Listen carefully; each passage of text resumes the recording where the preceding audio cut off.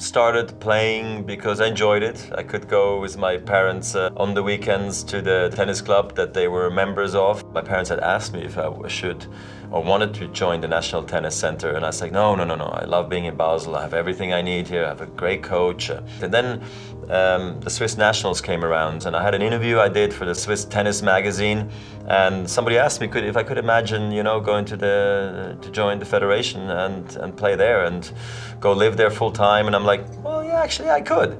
My parents read the piece and they're like, but you told us like 6 months ago you're not interested. And I'm like, well, I guess I've changed my opinion. So they're like, okay, well, let's look at it then. Like, what's the positive if you go there, and what's the negative to go there? And we put it all in the mix, and to me, it seemed like there was more positives than negatives. And if my dream was really to become a professional tennis player, maybe I felt I should do it, even though I had a great setup in Basel and at home. And then when I went, it was very exciting, scary in some ways, because I was only 14 years old, and I was in a foster family from Monday to Fridays, and only came home on the weekends. And I remember, crying on the train on Sunday night at 6 o'clock when I had to go to Écublens, and I knew I was not going to see my family for 5 days, and then I came back on Friday. I was so happy finally when I could leave again. So the first 6 months were pretty brutal, actually.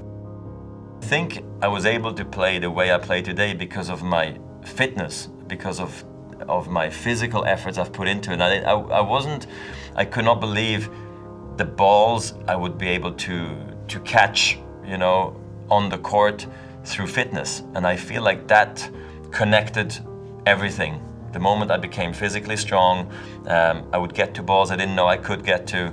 And then with my talent and my hand-eye coordination and my technique, I was able to pull off shots I never thought I could. And I think this is when it got really a lot of fun for me. That's when tennis went into overdrive, I believe. So, and then did I ever really try to play nice tennis, good-looking tennis? I don't think so. I think it just kind of happened, and I tried to look how did Sampras serve, how did Edberg volley, but I always told myself I cannot copy them, because that's what made them so unique. So if you copy them, you probably won't be as good as them, because that came natural for them. So you have to find your own identity and do it your way. But you can look at them, what they did so good, and maybe use that for your technique or for your game. And I think I did that very well. I thought it was somewhat hard to actually get to world number one. I mean, it is very hard, of course, but I was very close, and I was very nervous getting there. And when I realized that I was close and maybe never going to become world number one, I started to stress out. So for me, the time of getting to world number one was quite stressful, to be honest. And once I got to world number one, I actually started to relax, because I felt, you know what, I've achieved almost everything I ever wanted, and now I have a choice. Do I want to stay there, or was I just happy to be there once? And I decided I would like to stay there, so I worked extremely hard and tried to beat everybody and just have that mental determination and become just a different player, actually. And I really enjoyed being at the top.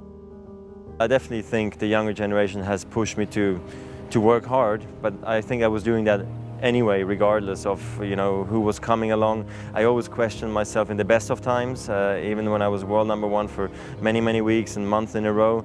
At certain times during the year, I said, what can I improve? What do I need to change? Because if you don't do anything, or you just do the same thing over and over again, you stay the same. And staying the same means going backwards, because the other guys are working hard and improving. So I always needed to find ways to improve my game as well. I just think it's nice to get along, Maybe in the past people always felt, top guys are not supposed to get along, because they actually are supposed to beat each other and not like each other to play their best.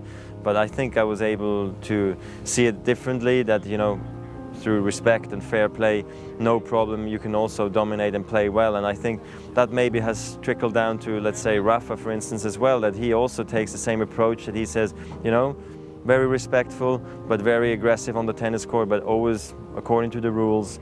I can play great tennis, and I think it's wonderful now that if the two guys at the very top have this kind of a relationship, that can also speak volumes down in the lower rankings, where they are very hungry as well to break through and come forward. And in any aspect of your life, if it's in business or in your life, you know, to have a good team, good friends around you is key. To be able to pick the right ones is another quality I think, you know, leaders tend to have.